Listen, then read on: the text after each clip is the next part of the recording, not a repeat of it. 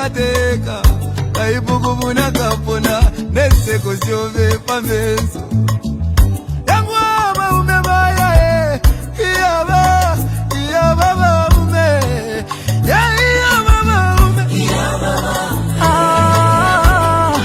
kateka wabantu iyaba maume twakulira lelo twakulira kukonke milimo shove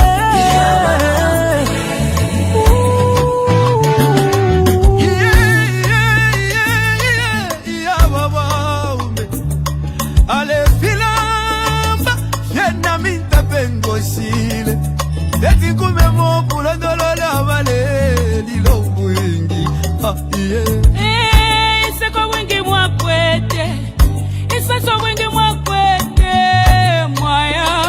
Mwaya mwende wino tata wesu Katusi muchi motege Wali bomba kale Lomba mwatu nyatuleli lake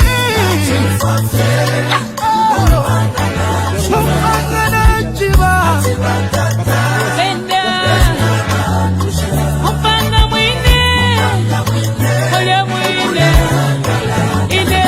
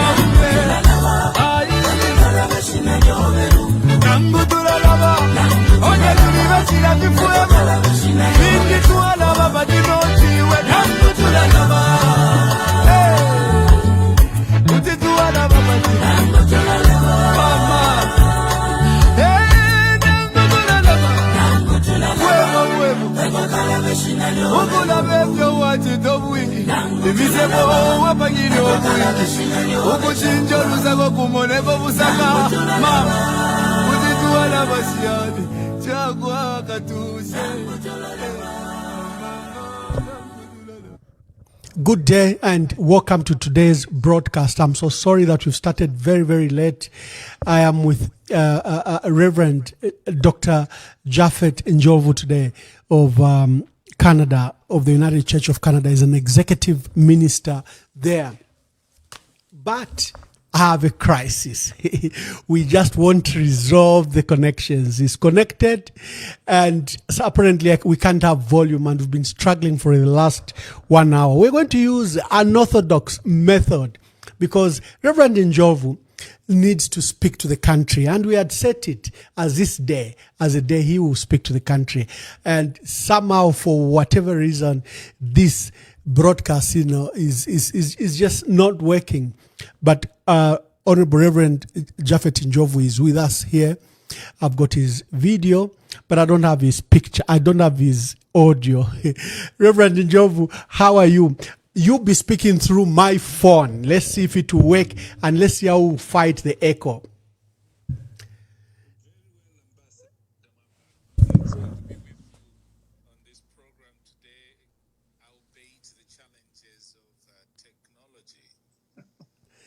Reverend, just speak again. Just greet the nation. Hello. Yeah, I know you're very clear. Greetings. Yes, greetings indeed, fellow Zambians and all those that are listening in, that are tuned in. As Ambassador Mwamba said, apologies that the technology seemed to have failed us. But here we are using other gadgets, and we hope we can be able to have a conversation today. Wonderful, wonderful. So as you can hear, I think it will be clear. Let me just type in the comments quickly if that is working, if there's no echo, if you can hear the Reverend very, very clearly. That's how we broadcast. So he will be on the phone. You will see his video on the picture, but it's technical. The point is he will speak to the country. It doesn't matter how, but he will speak to the country. Let's not even go into details of the crisis that we are facing here, but it will work. So just tell me in the comments if you could hear Reverend when he spoke. I'll play a song, and when we come back, we go full throttle to the reason why this broadcast is taking place.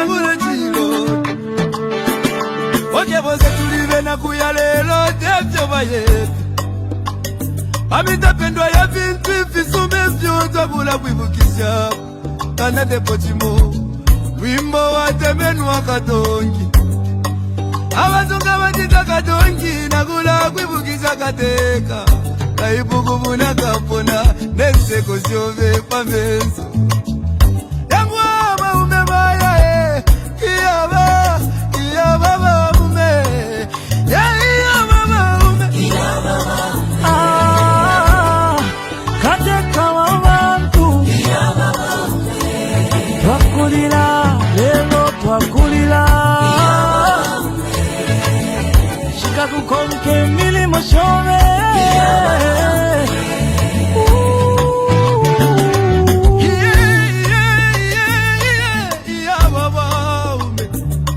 Ale filamba Yena minta pengo sile Eti kume moku la dolole avale Lilo mwingi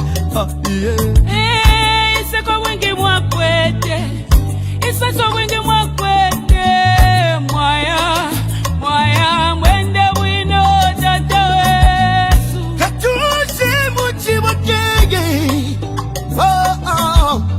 Wali bomba kale Nomba mwatu jatuleli lake Mupanga chiba Penda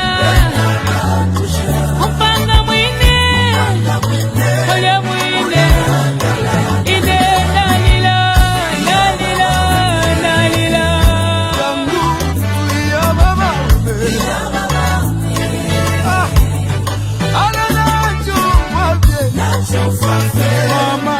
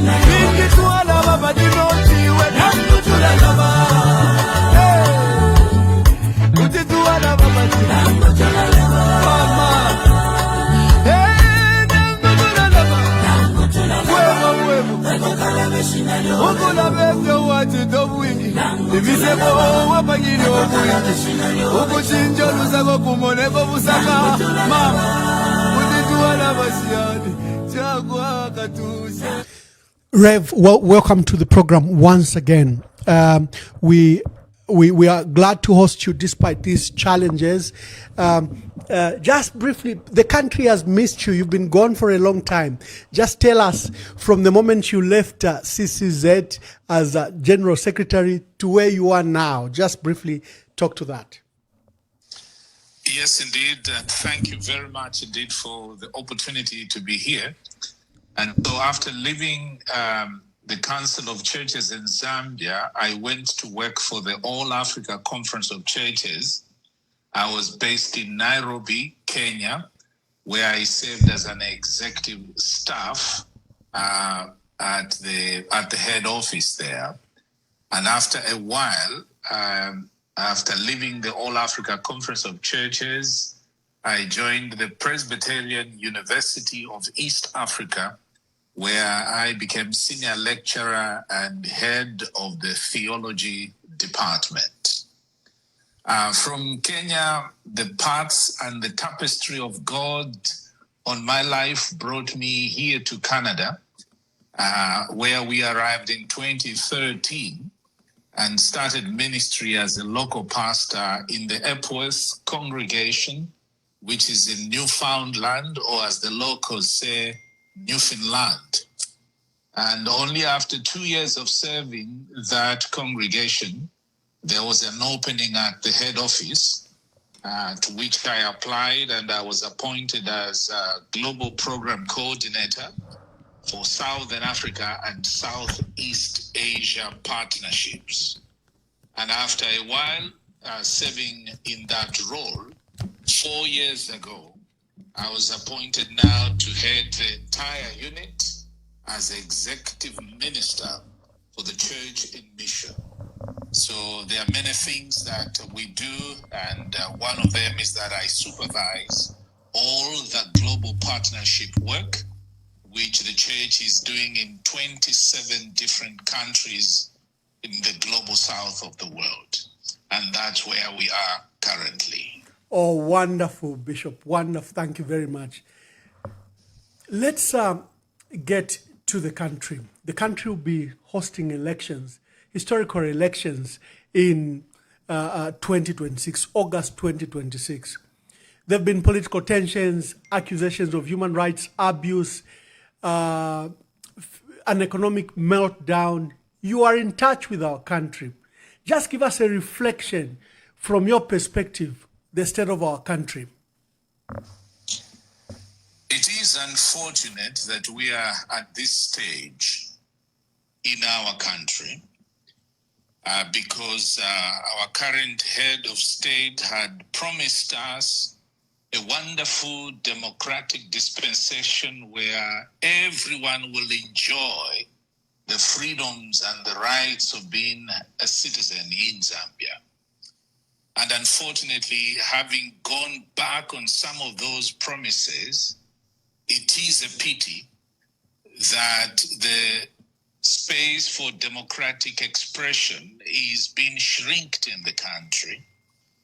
And we are finding that a number of those things we should have enjoyed, especially around freedoms that would allow Zambians to genuinely be able to say, stand and sing of Zambia proud and free. Those freedoms are being clamped on. It is a sad situation that any opposing voices are being persecuted, that any opposing voices are being followed. And alas, if these voices are from the opposition political parties, they are not enjoying the freedoms as they should have been. Unfortunately, we are also seeing silence in some quarters of civil society, in some quarters of the church, the ones that are supposed to be in the forefront to fight for these rights somehow are shrinking back, and the country at the moment is filled with a sense of fear. Many people are afraid because certain rules are being put in place in order to clamp down on dissenting voices. I mean, the Cyber Crimes Act is one in case whereby, yes, we know there are criminal activities that have taken place online, but the same act is being used to put fear in people. I've been following your programs, and sometimes when people call in, they say anonymous. Anonymous. Why are they saying anonymous? It's because of this spirit of fear that has been put into our citizenry by the current political regime, which is very unfortunate indeed. The nation will remember your wonderful work when you were CCZ General Secretary. I think you were, first of all, you formed what was called the Oasis Forum. These were you, the church mother bodies, came together with the Law Association of Zambia, NGOCC and others, and banded around for one common cause at the time. I think a good governance issue. There were attempts to amend the constitution to allow for a third term. And there are times when governments appear so arrogant that they can change everything. And there was some sense of arrogance. And it took you collectively to rescue the country. The third term debate was abandoned. How difficult was that challenge? How can such a challenge be replicated now? Because there have been attempts again in our country to amend the constitution in a manner that we've never heard of. Lucky enough, the Constitutional Court just stopped it. There have been attempts to introduce, other than the bad laws, more new laws on issues of land, on issues of, on many other issues. Recently, there was a defeat of Bill 7 and Bill 13. What did you do then? Maybe speak to us what you did in 2001 and going forward, and what Zambia can learn now, and what your colleagues back home probably could pick the lessons. They don't have to reinvent the wheel. Well, as you rightly said, that we had institutional collaboration when we came together in a loose alliance named Oasis Forum. And for the sake of those that may be younger and wondering why Oasis, it is because that is the venue. It was an Oasis restaurant, the venue where the first meeting was held. The organization did come together, and I know that the forum to some extent somehow does exist. But let me speak about history. When we came together, we were clear about the objective, and we found solidarity in connectivity. We were very clear about that which we wanted, which was to ask those that were governing us to govern us better. And we say the Constitution is a sacred document that should not be manipulated by those in power. When crafting, when creating, when writing a constitution, it should indeed be, as the Constitution itself says, we the people. And so we came together. It was not easy at all because we continued to be accused. We were being accused as people who were not elected. We were being accused as being funded by other powers to do such things. And many other things would be said against us, but we've surged on. We continued on to try as much as we could by coming up with what we called a roadmap to a people-driven constitutional process. And that roadmap, we had conversations about it, creating awareness in the citizenry, but also talking to politicians and even talking to the head of state. And I know that at one time he took the same roadmap we had presented to him. May he so rest in peace, President Levi Patrick Mwanawasa. He took the same roadmap, just changed one thing.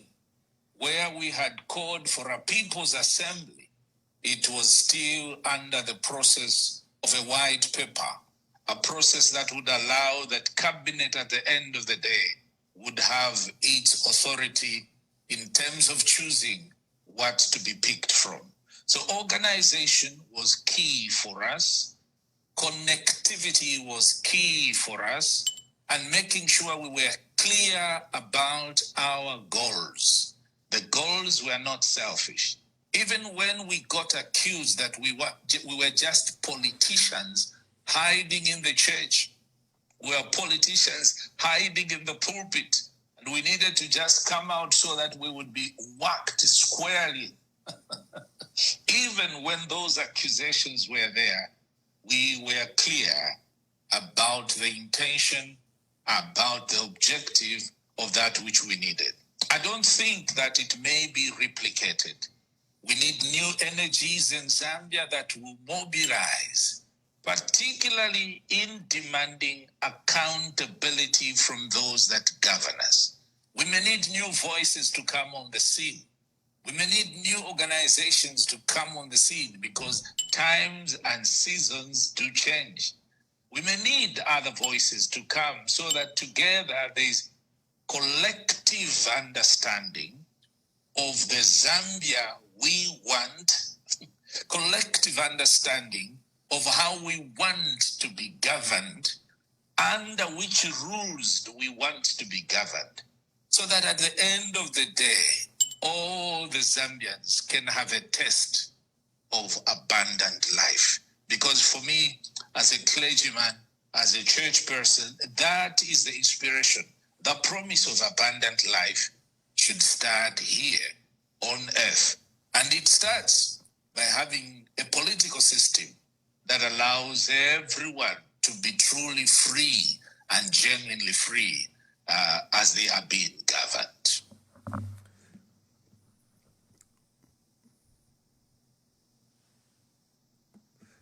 Yeah, thank you, Reverend. Thank you very much. When Oasis achieved what it achieved, did you at any time, especially after waging the war you waged, think at any time that will go back to the issues of attempting to do a new constitution without consensus of stakeholders and the people? Did you think that when you fought the corruption that you were fighting against government, then that will be back to the issues of corruption? Did you even think that we'll have this debate? Because we appear to have come full circle. Ambassador Mwamba, it is a disappointment. Very, very serious disappointment. I thought that by now we will be discussing which road network will connect which province and which province. I thought that by now the country will be discussing how best to manage conflict, because that is the value, that is the importance of politics. Politics is about how to manage conflict. It's about organizing power and authority. It is about distribution of resources in a country. Indeed, it is about representing citizens. I thought that by now we would be saying hunger is a thing of the past in Zambia. I thought that by now we would be saying ignorance is a thing of the past in Zambia. I thought that by now we would be saying that diseases can go to hospitals and access medication, access health. I thought by now we would be debating which will be the next developmental project. And we will be having those. And alas, alas, the people we trusted have let us down. They have disappointed us.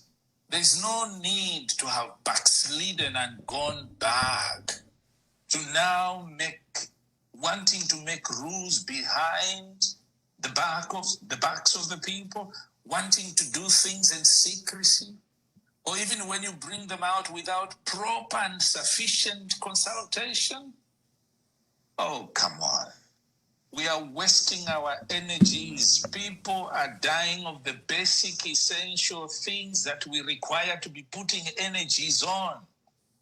It is about electricity. It is about food on the table. When you promise people, unga tizabweza, bwezani unga.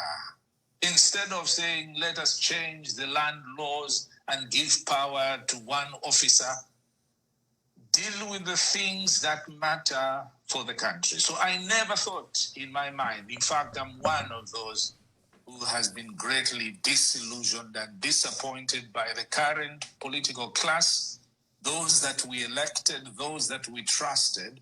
We thought they will do better so that we will be saying, Jala yasira mzigo, that we will be saying, Malaiti ya bwera, that we will be saying, tikaenda kuchipatala, mankwala yaliko. We will find medicine when we go to hospitals. Unfortunately, they are taking us in circles, which is a pity, This inevitably brings me to the role of the many voices when something goes wrong in the country. For example, the attack on the Patriotic Front, where the state was determined to take over an opposition, the largest opposition party, and put its stooges. I remember Nixon here in the United States was impeached for merely breaking into an opposition office using state agents. That is how sacred the opposition is deemed. In our country, our people think maybe it's just an attack on the Patriotic Front. When you see the human rights abuses that have been tabulated by the U.S. country report, the 2022, 2023, 2024, you would say maybe it's historical, but there would be no justification for the Zambia police and other law enforcement agencies to do what they are doing. And these reports have been now replicated by the United Nations Human Rights Council, Human Rights Watch, and a reputable international human rights organization, Amnesty International. If you had heard the crisis and issues that President Hakainde Hichilema had gone through, decrying about human rights abuses, decrying about being mistreated as an opposition leader, you wouldn't think that that would happen under the table. The silence of the key stakeholders could be attributable to the cyber laws, but you faced similar threats when you stood up against a very strong government with very strong cadres across the country, and you rallied and spoke for the country. Why are we not seeing the same spirit? Is it the generation change? What are you attributing this to? Because you have a moment of reflection. Especially that, like I said, it's deja vu. You've seen this before. Indeed, it is deja vu and very, very unfortunate. We were promised that the times will change. There was a lot of hope at the beginning of this current regime. How they changed, nobody knows. I have a theory, I don't know, I'm yet to test this theory, that there are demons, and I mean demons, that attack politicians, so that before they go into power, they will tell us all the nice things that they will do. And when they get into power, these demons somehow overtake them, because they totally become different human beings, and you wonder why. We do need a credible opposition for democracy to thrive. We do need a credible civil society movement or organizations in order for democracy to thrive. We also do need clear separation of powers. Clear. Not the current ones where the president is appointing everyone. We should be able to have institutions that are so independent that through a citizenry process, they would be appointing judges, or they would be appointing the Electoral Commission and others that are critical to ensuring that democracy thrives. Yes, it is a new generation. A lot of fear, for some reason, has entered. And I remember the words of President Michael Sata, may he so rest in peace, who sometimes when he met me, he would say, "Iwe mfana iwe, uoneka waleka kuchita manta manje. Manta, bantu wopunzila." He would always talk about the issue of fear And I think that is what is happening. And at the same time, we are also only looking to a few institutions and a few individuals to be voices. I would dare my fellow Zambians that we will need all to stand up and rise up and be counted for the sake of motherland. Let's begin with our members of parliament by summoning them and calling out the issues with the member of parliament in your area. If we can begin to mobilize, to educate, to inform, and raise awareness on critical issues in the country, I think those that we have elected to be our politicians can listen to the people's voices. If we expect a few individuals to do it on our behalf, we might also be disappointed. And for those that govern us, in case they do ever get to hear my voice, please be honest with people. Don't take the Zambians for granted. You were elected for a season, for a purpose. You do need to fulfill that purpose so that people in the country can rejoice and celebrate a governance that allows thriving instead of a governance that focuses on fear and self-serving itself and perpetuating itself in power. Thank you very much. Reverend, I'm glad that you've talked about the clear separation of powers that should take place. At the moment, there is a very strong fear that the current commission of the Electoral Commission of Zambia cannot take us to a free and fair elections. You know, if you see what has happened in West Africa, where there were, and God forbid, where there were military takeovers, all of them, most of them came after what was perceived as a genuine elections. Governments close their eyes to the concerns and they close their ears to the concerns of people about the role of an electoral commission that should be deemed to be independent, that should be deemed to be fair. Let me just play the concerns that I've gotten here from two people. Then I bring your views about the role of parliament and the fears that we have around ECZ. Can the current ECZ deliver a fresh elections? Let me play this. ECZ, there is no reason why the PF is being stopped from participating in the by-elections. The by-election in Mfuwe and the other by-elections that were all over for councillors. The Secretary General is here, undisputed Secretary General. So his adoption certificate should be adhered to by the ECZ.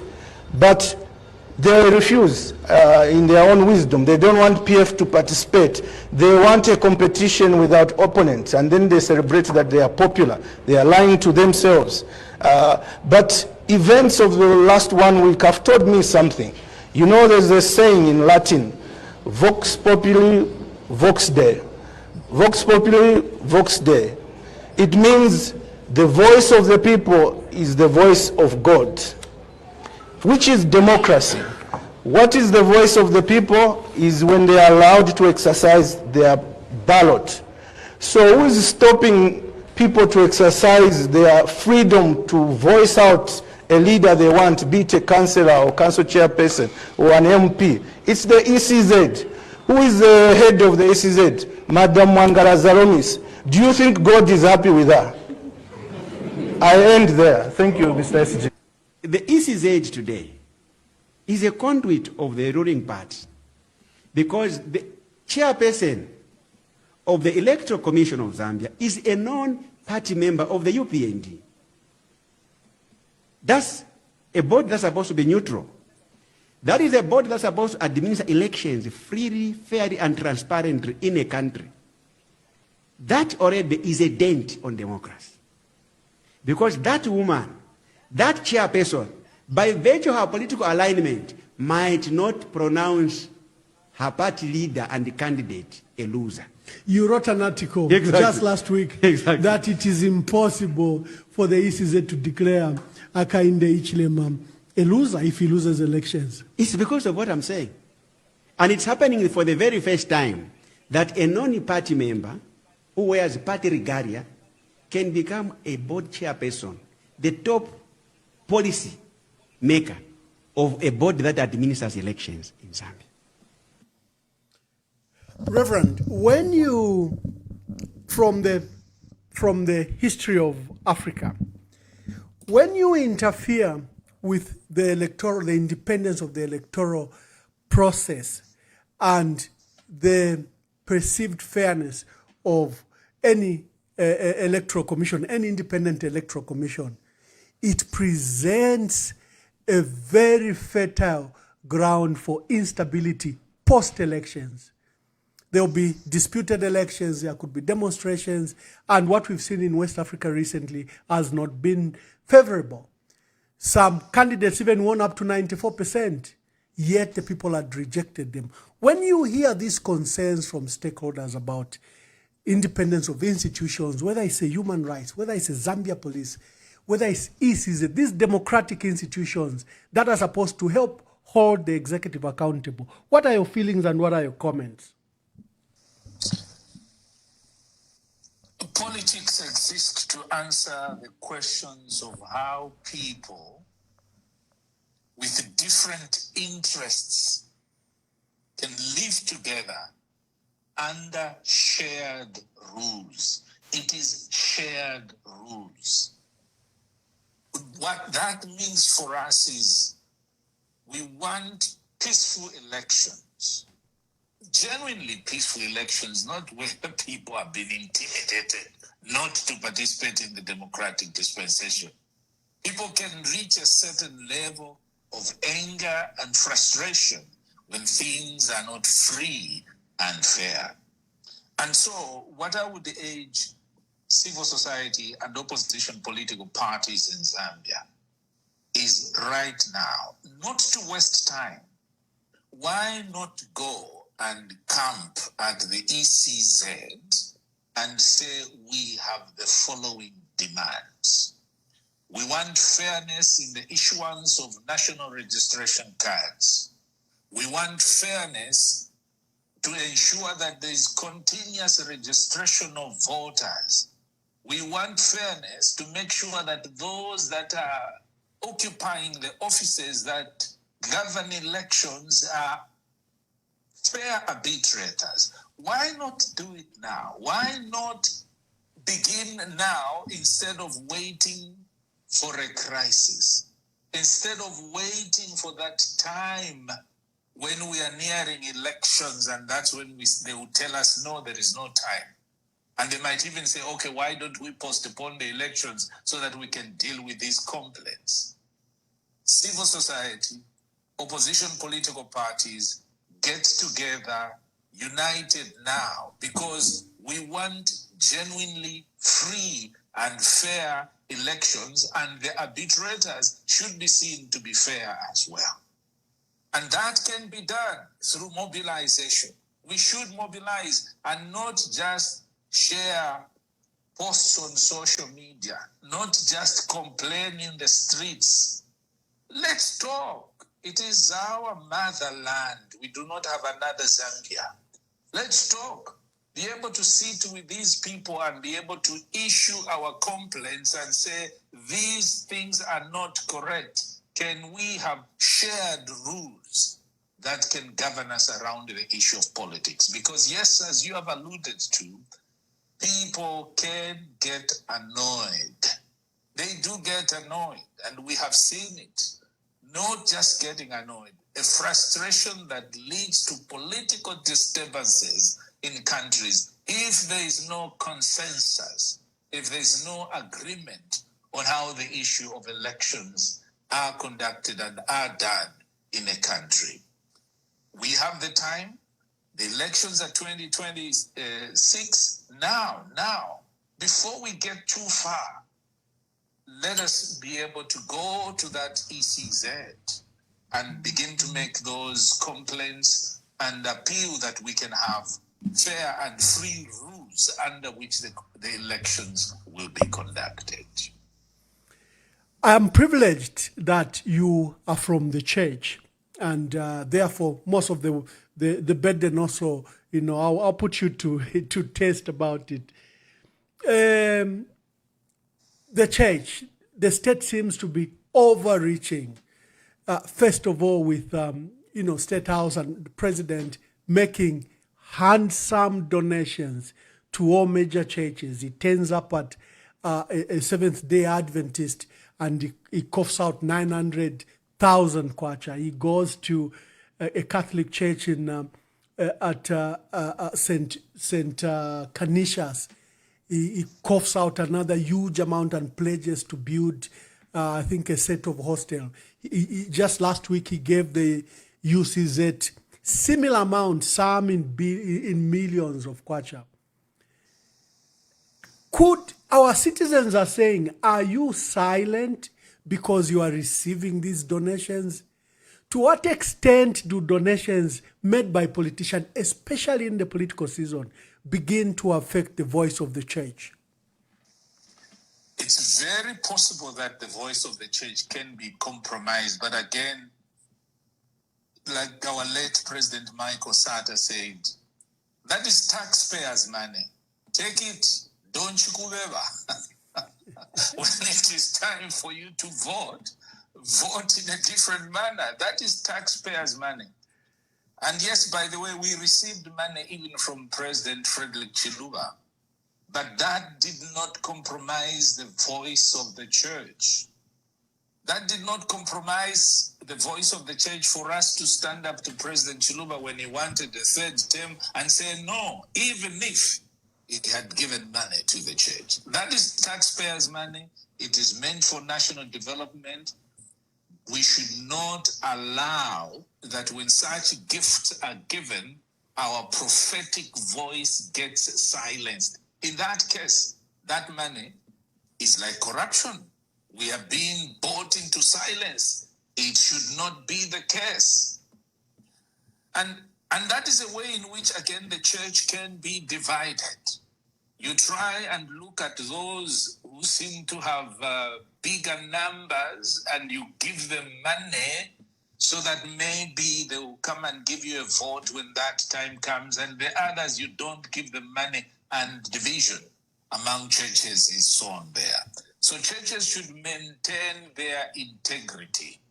As far as money is meant, if it is done for the development of the country, to help the poor, to help the sick, to bring education, to bring food, let's use that money, but it should not consume our conscience when there is something wrong happening. We should be able to raise our voice, because when it is taxpayers' money, it belongs to the country, it belongs to all of us. It is not just meant for a certain few privileged individuals. So the church must be very careful, that you do not allow those gifts that are given to become a means of silencing the prophetic voice, of silencing the voice that calls for justice and righteousness at all times to rule within the nation. Oh, thank you very much. I'll be opening phone lines for our dear viewers. You can tune in and call in and ask Reverend. We're discussing the role of the church in these difficult times as we do. We race towards next year's elections when our country goes to elections. Reverend, what is your advice to the opposition? I know you've talked about government and what government should do. The opposition should help lead in this fight. It should not be a fight of civil society or trade unions. But the opposition appear very fragmented, pursuing their small political spaces, forgetting the larger good. Just what would be your advice? Continue your divisions as opposition politicians at your own peril. We do not disappoint in opposition political leaders. You know the game and how it goes. Once you are united, once you come together collectively, it should be possible to achieve your goals. And I think the politicians, the opposition politicians, do have a large stake, very large stake. There is no need for divisions amongst yourselves. We can't have 10 presidential candidates. You know how the story ends. You know how the story ends. If we have 10 presidential candidates, those that have resources currently and are running the machinery of the state might eventually win. And again, we'll have another more 5 years of lamentations and complaints. We know what the problems are. And if you wanted, and I say carefully, if you wanted to change this current government, which all politicians want to do anyway, be united, be focused. This idea of this alliance and that alliance and that alliance, come quickly together. Provide the country with one flag bearer so that people can begin to rally behind that candidate and the machinery that can be put in place to have clear campaigns that can enable the objective to be reached. And so to our opposition politicians, my appeal is remain divided at your own peril. Yeah. Reverend, national unity. We seem to have again seen the rise of unhealthy polarization, the practice of tribalism, the divisions that are beginning to emerge, and the fracture in the country. Speak to the issues of unity. You started in your opening remarks, with literally quoting our national anthem that calls us to be united and be one Zambia, one nation. Again, I think it is important to recognize that we are blessed with diversity in Zambia, with 73 ethnic groups. Thanks be to God for this diversity. It should be celebrated. There should be nothing wrong for me being Ngoni with mixed Kunda blood in me. There should be nothing wrong for you to be a Bemba, to be a Tonga.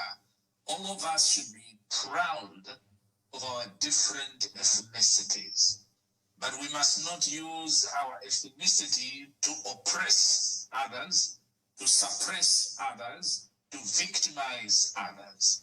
We should celebrate the diversity we have. It's a gift of God to us.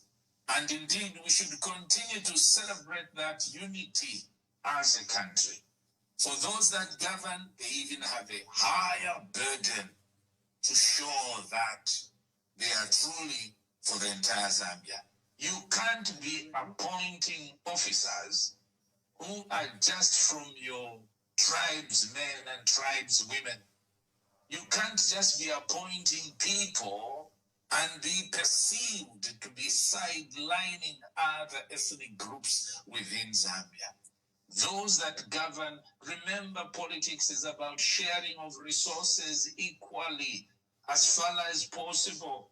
And so when appointing, why not appoint the rainbow nation of Zambia with different ethnic groups all represented? I think as Zambians, we should deny to be divided. We should deny to be divided and pray for one Zambia, one nation spirit to continue. Just as the body of Christ says, it is many parts and yet we are one. We should be working for that unity at all costs. And please, politicians, stop dividing us. We know the real issues. The real issues, Ninjala, Malaiti, those are the real issues. Not beginning to divide us on tribal lines, on tribal grounds. It doesn't end well. We know in other countries where people have had negative ethnicity, where others are separated and discriminated against, it does not end well. My appeal to Zambia is let us all remain one, strong and free, so we can stand under our flag and be proud to be Zambians. Wonderful, Reverend. I'll now just ask you to stand by and just listen to the calls that will be coming in, then I'll invite you to come and answer. Hello, caller. Please tell us your name and where you are calling us from. This is Zephania calling from Osaka. Good afternoon, Ambassador Mamba. Good afternoon, Reverend. I know he's hearing. I want first and foremost to say thank you very much, Reverend, what you have elaborated. You have reminded us as Zambians that in 2011, there was a slogan says, "Don't Kubeba," and we must use this "Don't Kubeba." He's capable of doing anything so that they remain in power, because 2026, I'm saying 2026, Zambians, we must open PND. They do or die. What they want is to make sure that they remain in power, whatever forces they are going to use. And our Reverend has guided, and this is an eye-opener to all church leaders, all Zambians, all meaningful Zambians, that we must stand to protect our country. As our constitution reminded us that we are supposed to defend this country without fear or favor. Now, I have just two questions, my Reverend. My first question is that Zambia faces economical hardships, shrinking democracy space, and political intolerance. What is the moral responsibility of the church in speaking truth to power without being labeled partisan? The next question is that historically, the church in Zambia played a key role in ending one-party rule and restoring democracy. Today, with the rising dictatorship tendencies, has the church lost the prophetic voice? And if so, how can it be reclaimed? Thank you very much. Thank you. Yeah, we'll just take a few calls, Reverend, so that we can hear to as many callers. This is your opportunity to call. Please call quickly. We give the Reverend an opportunity to answer. And again, I'd like to apologize that we started late, but we said the Reverend from Canada will speak to Zambia, and he is speaking to Zambia. So we've overcome the challenges. We apologize for starting late, but let's have found a lot of missed calls. Just call back. Maybe let me, okay, sorry that we're using this other line. Hello, caller, please tell us your name and where you are calling us from. I think I'll use my local language member. I'll just hide my name for now. Okay.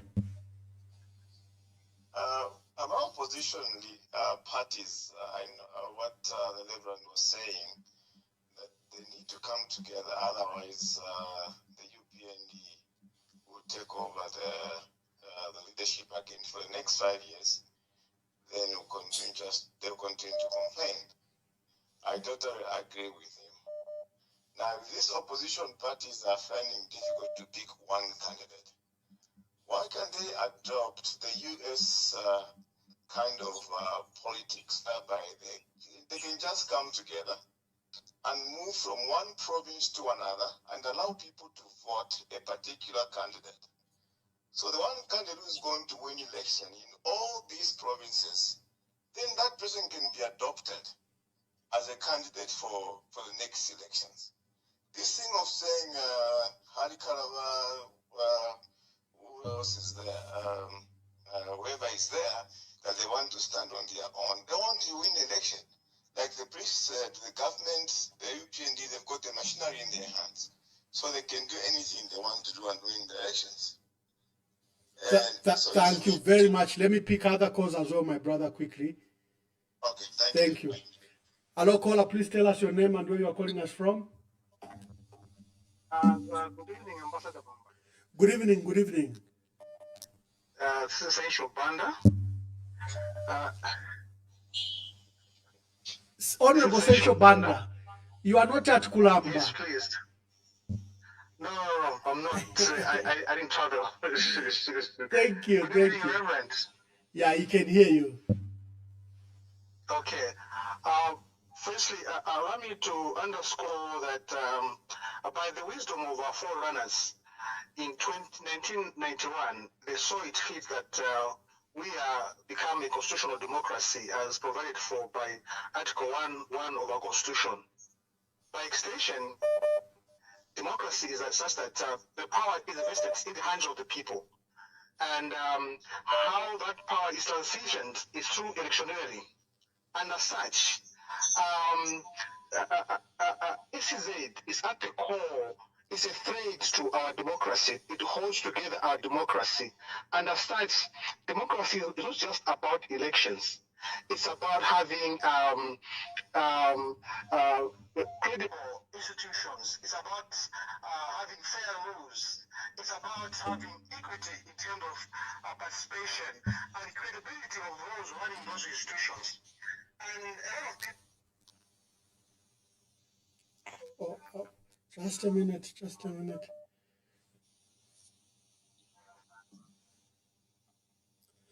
You got cut. You got cut. Okay, so I was saying that therefore, democracy is not just about holding elections. It's about having fair rules, equity in terms of participation, and credibility of the institutions, as well as those charged with the responsibility to manage to manage the institution.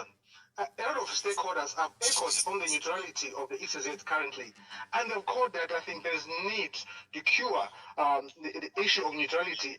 As far as the ECZ is concerned, there are people, and myself, who raise concern is how neutral this decision will be in 2026, arising from the fact that some of the key members are actually non-members of the UPND, as it were. So I think there is a need to actually deal with this issue when there is still time, the way the Reverend has admonished us to say we need to actually take this thing to the table and agree. Because so we need to resolve this issue. Yeah. Thank you very much. Thank you. All right. That was Honorable Sensho Banda, his former MP for, I think, Kasenengwa. Hello, good evening. Please tell us your name and where you're calling us from. Thank you, Ambassador Mwamba. Can you hear me? Yes, we can hear you very clearly. Make your contribution. Introduce yourself and make your contribution. Yeah, thank you, Ambassador Mwamba, for bringing Honorable Reverend Dr. Japheth Njovu. Welcome to the program, Reverend Japheth Njovu. And I'm so glad that you've spoken about a lot of things and your involvement in politics before you left Zambia. And I still feel you can encourage, organizations like the Oasis Forum, the church, to be involved in this process, to unite the opposition and come up with one credible candidate. Yeah, and I just want to make some few submissions. You spoke about how presidents change.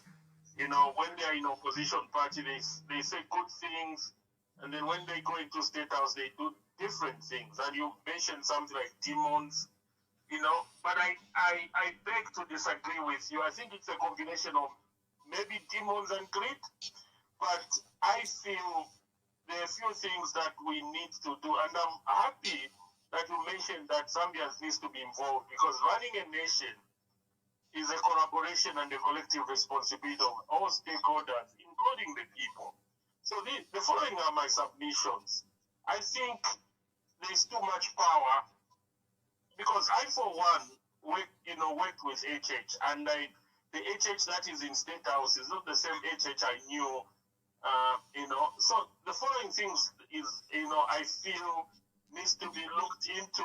Whoever is going to become the next president is too much power of that president. 1991, we only changed the one-party clause, and the president still has so much power. And that president appoints almost everybody, appoints the board, appoints the director general. In most countries, the president only appoints the chairman. And then the board appoints the director generals through a transparent and meritocratic process. This happens even in South Africa. And the other thing is, most presidents are captured. You remember in South Africa, Zuma was captured. Zambian presidents are captured. How do we resolve this? A lot of countries, the UK, South Africa, America, they regulate the funding of these political parties. Because he who pays the piper calls the tune. South Africa, there is a former Chief Justice is even agitating that after the Zuma capture of the Guptas, is even agitating that political parties should be funded. It might be very expensive, but it might help the nation from politicians making decisions like what is happening in our country. You cannot believe how the president interfered in Mopani. The only answer is he's been captured. And there is need also to have institutions that are inclusive politically and economically, and also we need institutions that have integrity, that are autonomous, and that are managed by people with integrity. And last but not the least, one of the ways we can devolve the powers of the president is to separate the state from the government. When you look at countries like Singapore, they've developed because they've separated the government and the state. I rest my case. Thank you very much. Thank you, Patrick Schuster from the United Kingdom. Hello, caller. Please tell us your name and where you are calling us from. Good evening, Your Excellency. Good evening. And I greet you all, our guests on the show today. Thank you very much. My first concern is we've always been talking about petitioning the ECZ on alignment of Chairperson Mangala Zalome, who is a well-known UPND cadre and a member of UPND actively. We haven't done anything about it, and they are still talking like this. We haven't seen any of these opposition leaders to go to court and petition or seeking an interpretation of law by Constitution Court. The second thing that I want to put across is this. This is very, very, very sensitive issue that I've seen in some of these candidates that are contesting for presidential. We have very safe individuals that I've seen we should be very careful to associate with. These are the people that can come and say their candidature at a final hour of election. You've seen the way they are preparing themselves. They are not even willing to unite. So let's observe as we are uniting for the fact of wanting to unite. Let's also observe and scrutinize who we are uniting with ourselves with. Thank you, my brother. Thank you very much. Thank you, my brother. Hello, caller. Please tell us your name and where you are calling us from. Good evening, Your Excellency. Good evening. Good evening. Good evening, the Reverend. Yeah, he can hear It's you. quite an encouragement to hear from. Yes, sir. It's quite an encouragement to hear from the Reverend. I agree with what you are saying. I have a question for you, Reverend. What the ambassador is trying to elaborate here is that we have institutions in this country, okay? We call them legal institutions. We have the legislature, the executive, the judiciary, we've got the military, okay? We've got the police, we've got the bureaucrats. These are government experts. We've got a legal profession, which is LAS, and we've got the civil society organization. And then lastly, we've got the mother bodies, you, the church leaders. So all these institutions, of course, we've heard a narrative, but this time it's you who is the guest. What are you doing about it? When can you have a conversation with the president? You and all the church leaders. You just say, let's have a conversation with the president and address issues as they are. For sure, all these legal institutions, they require to speak, because once we have a strong institution base, then everything is going to be okay. Are we living in the days of King Nebuchadnezzar? Where are the Shadrach, Meshach, and Abednego? Where is Daniel? You are the church leaders. When are you going to stand and speak for the people? Otherwise, people are listening and people are watching. One thing is for sure, Honorable Mamba, God is going to bless this country. And God will make sure He's going to bring you back home. And we'll celebrate your coming. I can assure you, everything that goes up must come down. May God bless you and may God bless the Zambian people. Everything is going to be okay. Thank you very much. Let me take the last two calls just to allow Bishop to respond to, Reverend to respond to these questions that are arising from our callers. Let's just take two more calls. We're overwhelmed with calls, but let's take these two calls and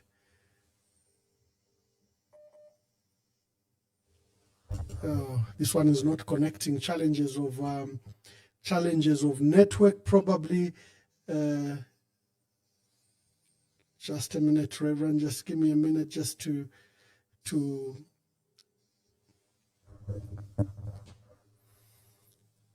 Okay, we are hosting Reverend Dr. Japhet Njovu. Hello, caller. Please tell us your name and where you are calling us from. Ambassador, your colleague here, Kelvin Kapili from Australia. Yes, Kelvin, thank you very much. Make your contribution, my brother.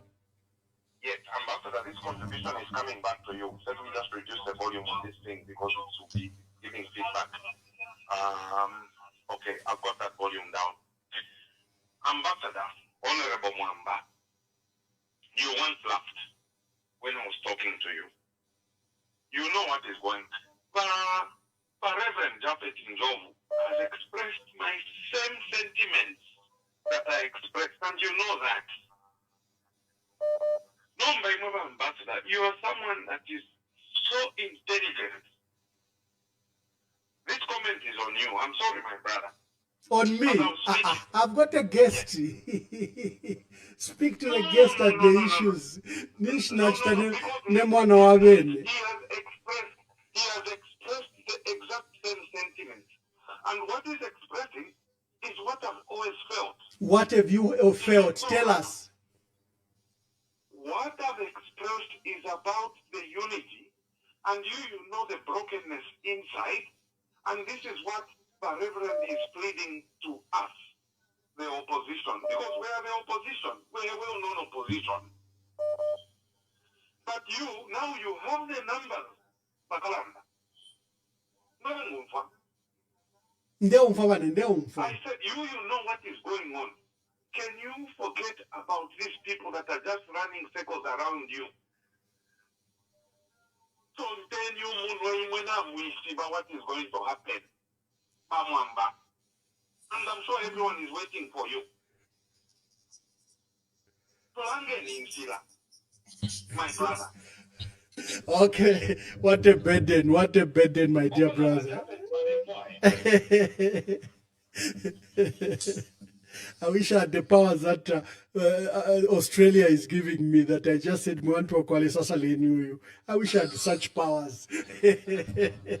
Hello, caller, please tell us your name and where you're calling us from. Good evening, Ambassador. I think I'll say anonymous for now. Yes, anonymous. Oh, great. This is so great to see Reverend Japhet Njovu. He is a legend of democracy and advocacy in Zambia. I have a comment and then I also have a question. I'll try to be very, very quick. My comment is that the opposition needs a Join the Baptist type of a leader in the interim who will lead the opposition alliance in the process of uniting the opposition and eventually finding the next president. You know, President Angela must do what he calls the Ilarato. has continued to toy with the largest opposition party, effectively making him the enemy of democracy in this nation. And it is time to call him out. We have to call him out.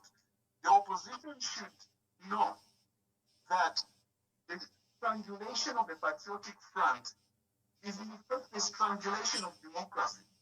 There is no other way. But unity in this regard is the answer. So you, Reverend Jefferson Globe, is a legend of advocacy, a legend of democracy. Why don't you fly down to Lusaka and come and give us guidance, in this regard? Now, let me get to the question quickly. And this has to do with former President Lungu's funeral. What are the guiding sentiments, Reverend Joe, regarding the way that government sued the widow of the late former President Edgar Lungu in a foreign court on the day that the widow was supposed to bury her husband? And what are your guiding sentiments about that? Especially that the government and the UPND and their supporters have turned around to claim that it's the Lungu family that is delaying the burial, when in fact it's the government that the burial on the day that it was supposed to take place. The level of criticism, where the president is going around now and making it appear as if government is innocent. Can we invoke Exodus 22, verse 26-24 as God's promise to the widow? Thank you very much. Thank you, Ambassador. Thank you very much. Let me take the last caller and then I bring on Bishop or Reverend. Hello, caller. Please tell us your name and where you are calling us from.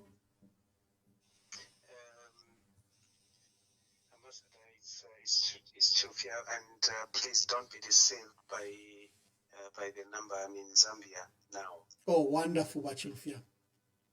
Yeah. Can I just say thank you to the Reverend Doctor? He has spoken about things that I have been speaking about. He spoke about appointment, and my God, what a man, brave. I hope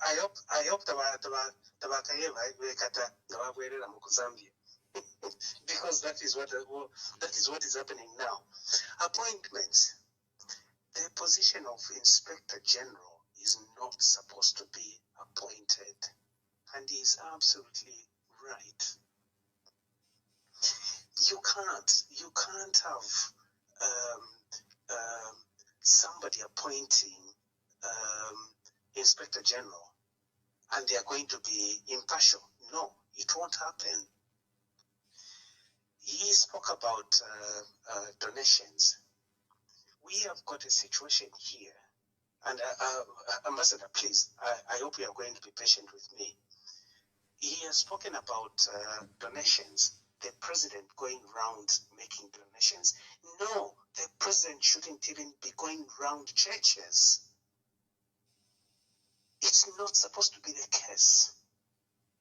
He goes to this church, he makes a donation. He goes to that church, he makes a donation. It's a no with me. And I am one person who has been opposed to this kind of mentality. Let's move on. Opposition. Ambassador Mamba, there's a caller, I think before the last one you were speaking to, who was speaking about the opposition. I remember, and I think I will take you back 3-4 weeks, if I'm right, when you hosted the young man, Slavwe. And I was there telling you, he can't win elections. He can't be president. You opposed.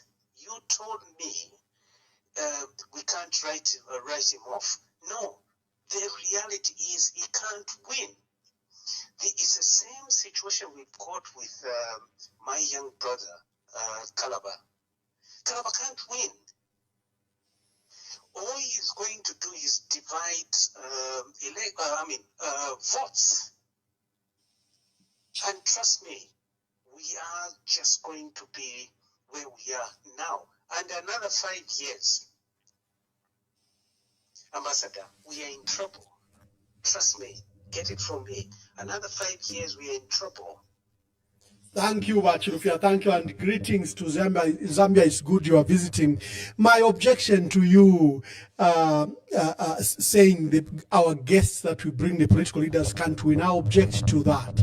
I want you to depersonalize the politics. You don't know who will be our president. I think we should discuss a larger principle. If the opposition or the opposition picked Silavwe as a candidate, he can win. It doesn't matter who they pick. There is our guest here, Professor Kasonzo, who keeps on saying that Nangwasale Nshonkonono ikawina. So it is to that extent. One is not to be personal.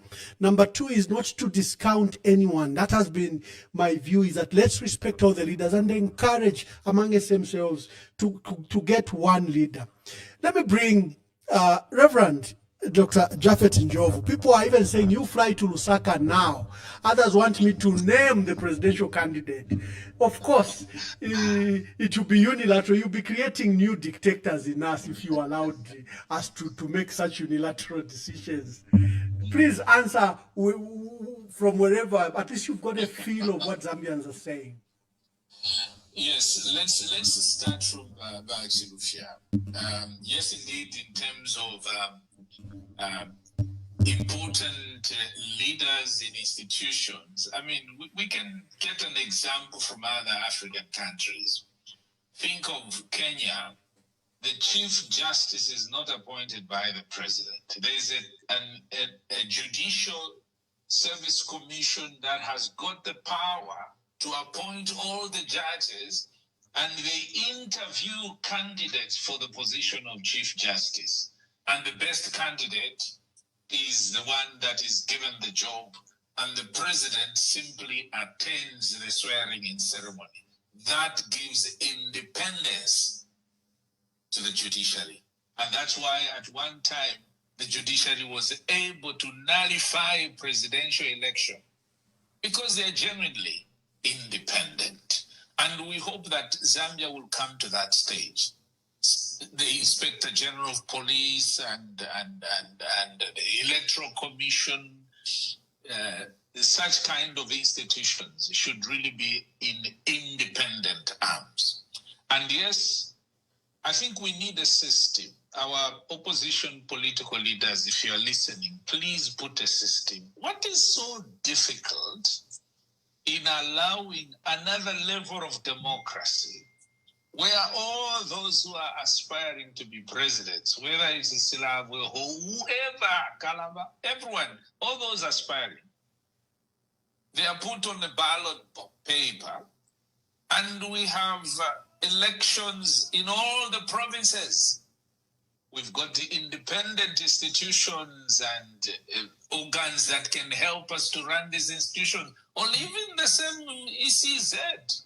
They can be used, I think, for such a purpose, so that the person who will be chosen will truly be representative of the entire country. That could be a wonderful thing. It's a dream. I hope you can talk about it, and it can be done. It is possible. It is possible. But also, while talking about that, I did mention demons, my brother, metaphorically.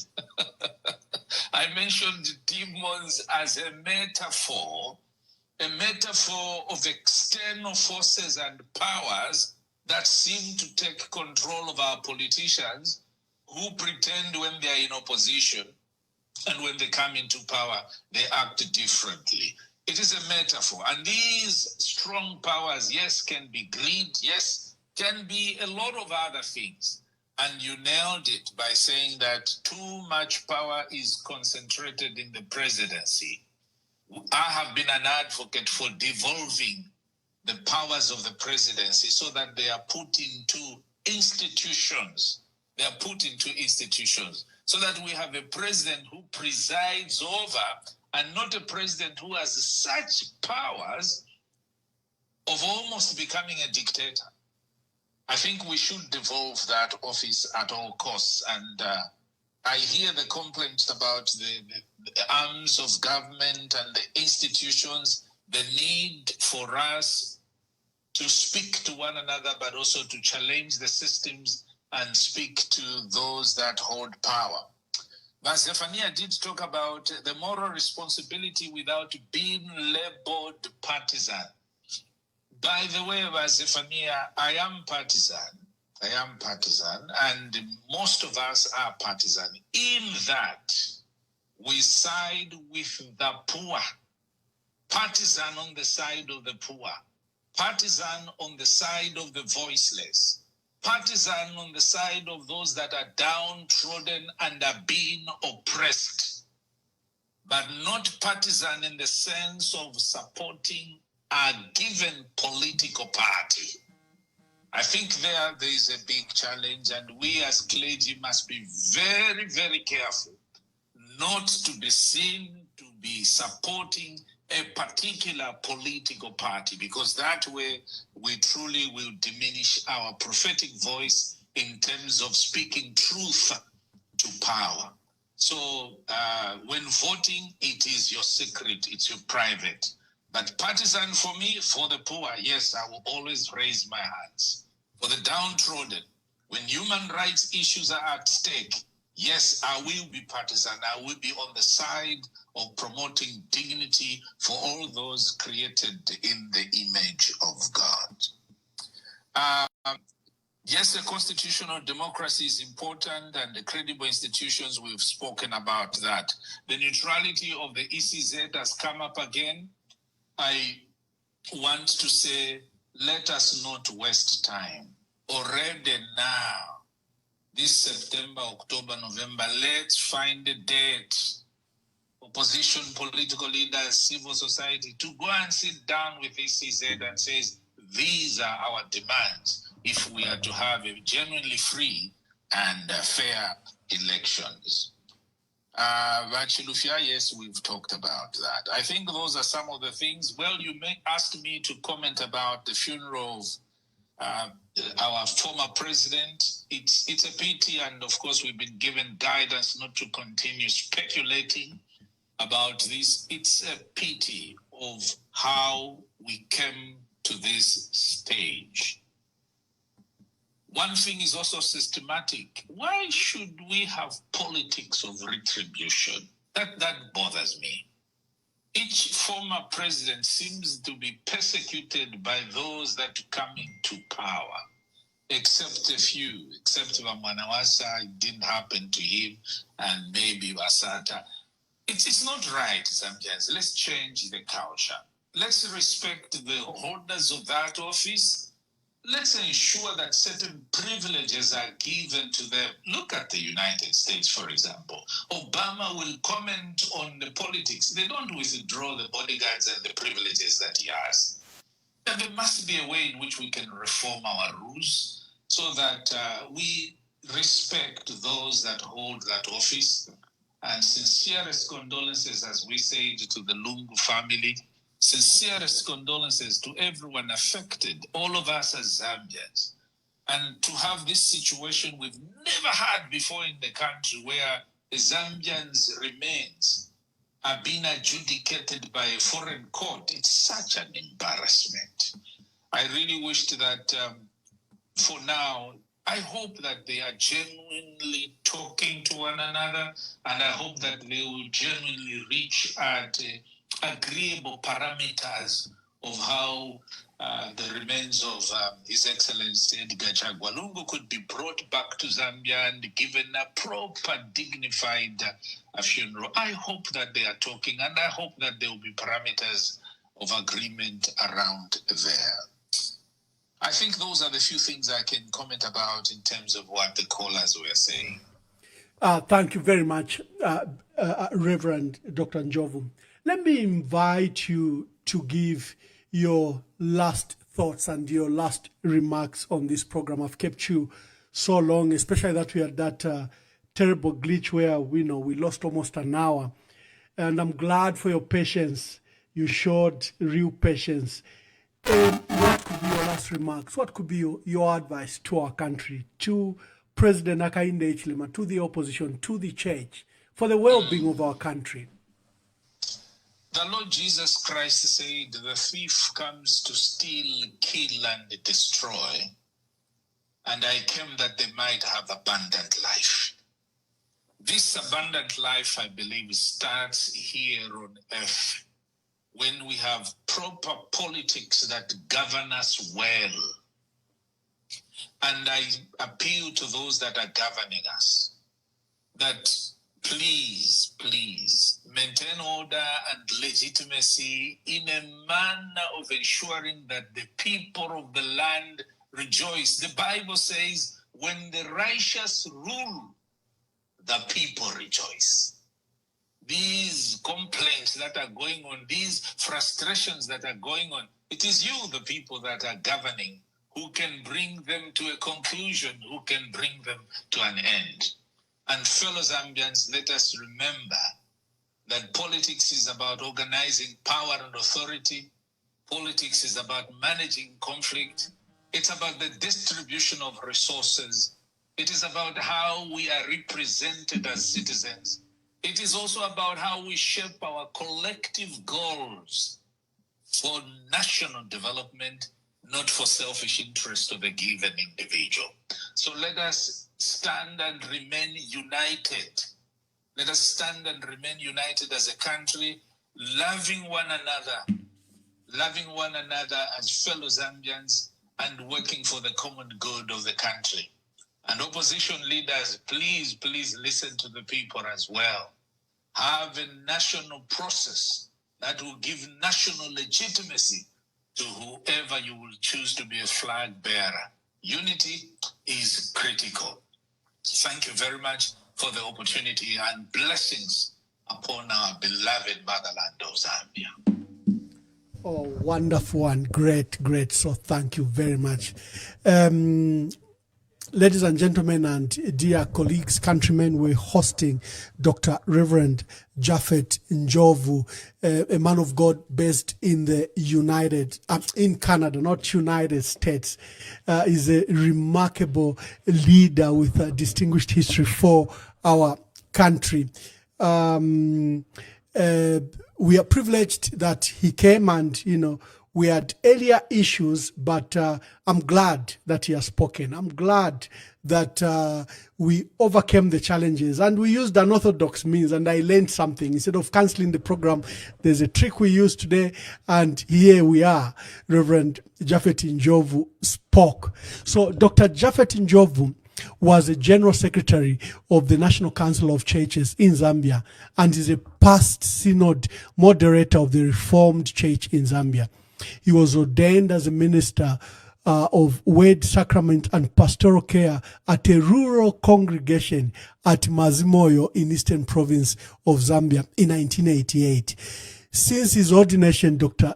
Japhet Njovu has served several congregations as a minister of the gospel, and also in several leadership and managerial portfolios. Some of them being, he was head of evaluation strategic unit at a Reformed Church in Zambia. He was General Secretary for the National Council of Churches in Zambia. He was the executive staff at the All Africa Conference of Churches in East Africa. He also was a senior lecturer at Presbyterian University in East Africa. He was head of theology department.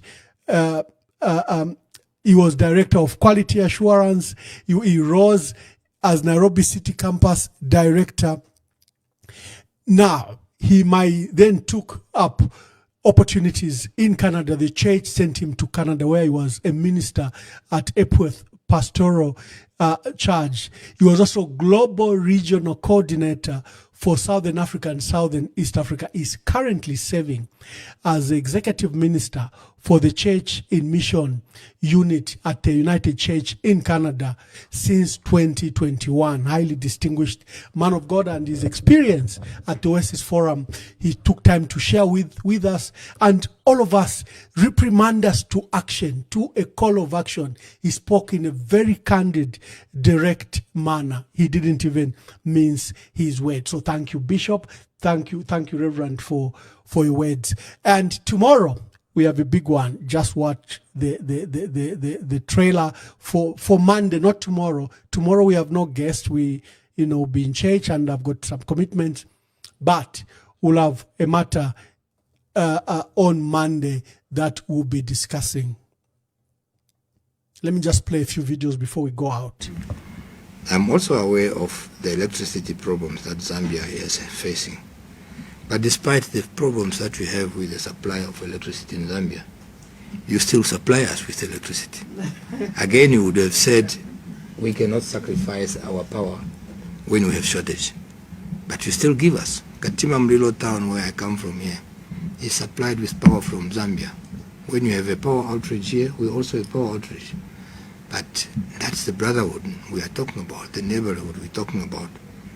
And we should only be grateful and continue to exist in this manner. You spoke also about the Bals-Bendola-Lumbumbashi corridor. I want to tell Your Honor that that corridor was developed during our time. I was Permanent Secretary of Works and Transport. And my counterpart here was Judge Sichinga, Dominic. The power issue, I think, is huge here. And colleagues, we continue to share everything. The issue of power, SC, when you are in a country like mine, when we have passed through a lot of load shedding, people say, oh, so you see, they are selling power to Namibia. This is a town in Namibia, very close to Zambia. We are talking of one-stop border, for example. And if you have one town with blackout, then how do you do 24-hour? But this was an agreement, that is the only thing I would add, was an agreement that was signed in 2020 between Zambia and Namibia. And you don't give up or relegate such commitments. As you have seen, Zambia is a reliable friend to everybody that they work with. So we don't just say because the situation has come, when in fact there is no other solution on the other side. That's why we are also importing power, as the others are, getting a bit, just a bit of power from here.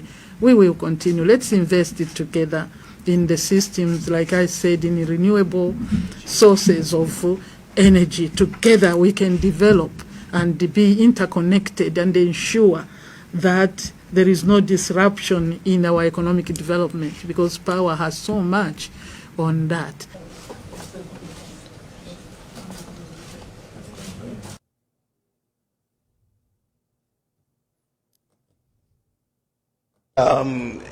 ECZ, there is no reason why the PF is being stopped from participating in the by-elections. The by-election in Mfue and the other by-elections that were all over for councillors.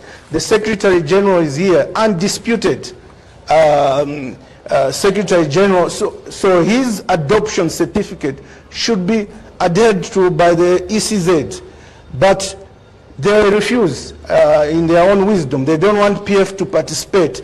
They want a competition without opponents, and then they celebrate that they are popular. They are lying to themselves. But events of the last 1 week have told me something. There's a saying in Latin, vox populi, vox Dei. Vox populi, vox Dei. It means the voice of the people is the voice of God, which is democracy. What is the voice of the people is when they are allowed to exercise their ballot. So who is stopping people to exercise their freedom to voice out a leader they want, be it a councillor or council chairperson or an MP? It's the ECZ. Who is the head of the ECZ? Madam Wangara Zaromis. Do you think God is happy with her? I end there. Thank you, Mr. SG. Reverend, I'm glad that you've talked about the clear separation of powers that should take place. At the moment, there is a very strong fear that the current commission of the Electoral Commission of Zambia cannot take us to a free and fair elections.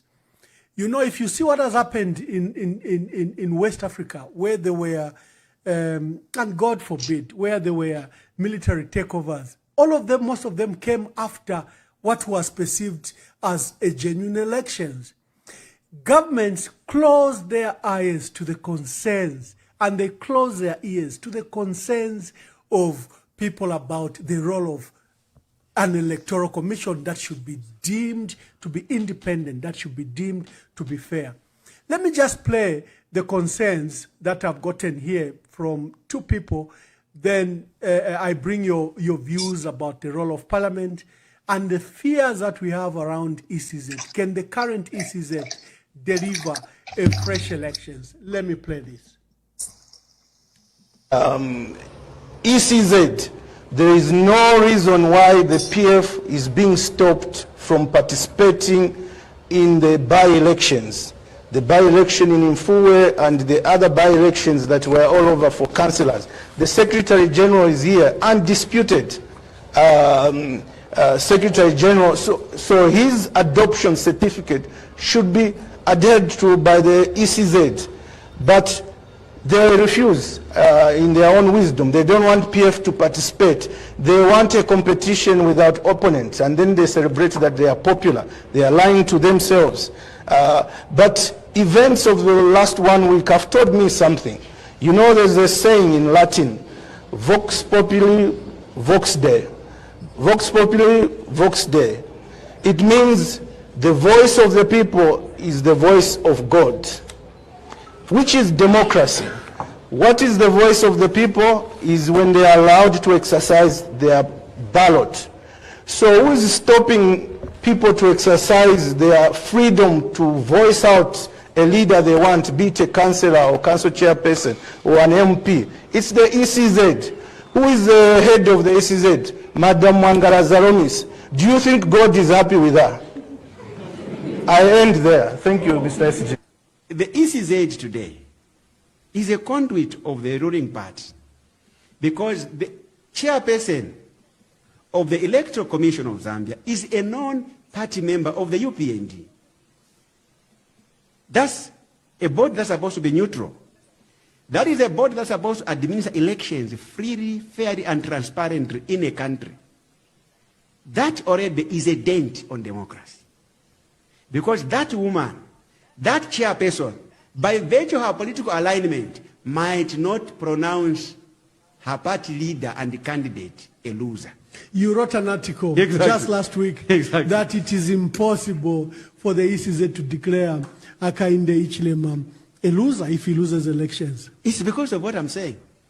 And it's happening for the very first time that a non-party member who wears party regalia can become a board chairperson, the top policy maker of a board that administers elections in Zambia.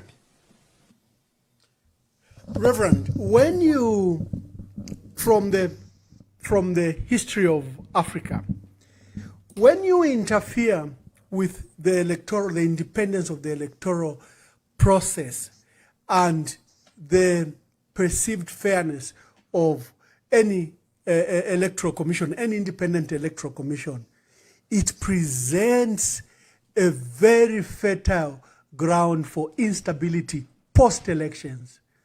There will be disputed elections, there could be demonstrations, and what we've seen in West Africa recently has not been favorable. Some candidates even won up to 94%, yet the people had rejected them. When you hear these concerns from stakeholders about independence of institutions, whether it's a human rights, whether it's a Zambia police, whether it's ECZ, these democratic institutions that are supposed to help hold the executive accountable, what are your feelings and what are your comments? Politics exists to answer the questions of how people with different interests can live together under shared rules. It is shared rules. What that means for us is we want peaceful elections. Genuinely peaceful elections, not where people have been intimidated not to participate in the democratic dispensation. People can reach a certain level of anger and frustration when things are not free and fair. And so what I would urge civil society and opposition political parties in Zambia is right now, not to waste time. Why not go and camp at the ECZ and say we have the following demands? We want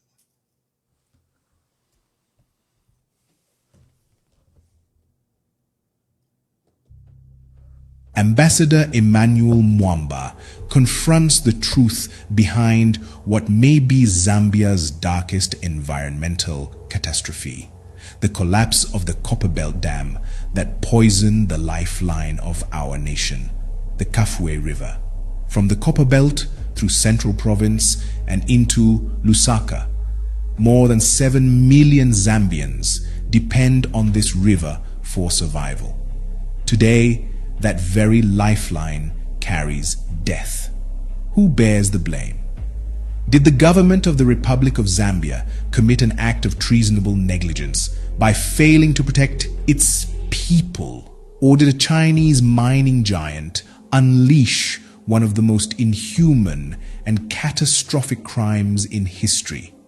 An act so reckless it could threaten a third of Zambia's population. The questions are grave. The answers may shake this nation to its core. EM verified. Monday night. Do not miss it. Ambassador Emmanuel Mwamba confronts the truth behind what may be Zambia's darkest environmental catastrophe, the collapse of the Copperbelt Dam that poisoned the lifeline of our nation, the Kafue River. From the Copperbelt through Central Province and into Lusaka, more than 7 million Zambians depend on this river for survival. Today, that very lifeline carries death.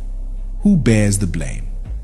Did the government of the Republic of Zambia commit an act of treasonable negligence by failing to protect its people? Or did a Chinese mining giant unleash one of the most inhuman and catastrophic crimes in history? An act so reckless it could threaten a third of Zambia's population. The questions are grave. The answers may shake this nation to its core. EM verified. Monday night. Do not miss it.